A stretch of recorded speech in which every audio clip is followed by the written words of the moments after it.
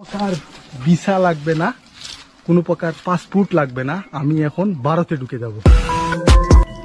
Visa passport ছাড়া বাংলাদেশ থেকে অবৈধ পথে সরাসরি ইন্ডিয়া সত্যিই কি যাওয়া যায়? যাওয়া যাবে যাওয়া যাবে যাওয়া যাবে না?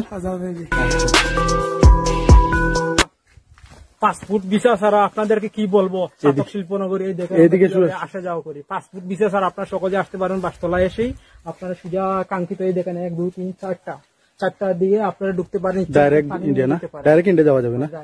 আমরা তো আসলে ইন্ডিয়া। এটা মানে এটা হচ্ছে চুরাই পথ নাকি? জি জি, মানে যাদের ভিসা নাই, পাসপোর্ট নাই, তারা এদিকে গিয়ে ঢুকতে পারবে। আসতে পারেন, যেতে পারেন। তবে অবশ্যই একটা কথা মনে রাখবেন, আপনারা কখনো এরকম করবেন না, এরকম আসবেন না। আসলে তো একেবারে ফ্রি। ভাই কিতা অবস্থা, ভিতরে কিতা অবস্থা? একেবারে যাওয়া যাবে, কোনো সমস্যা নাই। এটা আমাদের কাছে মনে হচ্ছে যে আসলে এটাই মানে ভারতে যাওয়ার একটি অন্যতম রাস্তা। একেবারে স্পষ্ট দেখা গেছে ওইদিকে মানে খোলা।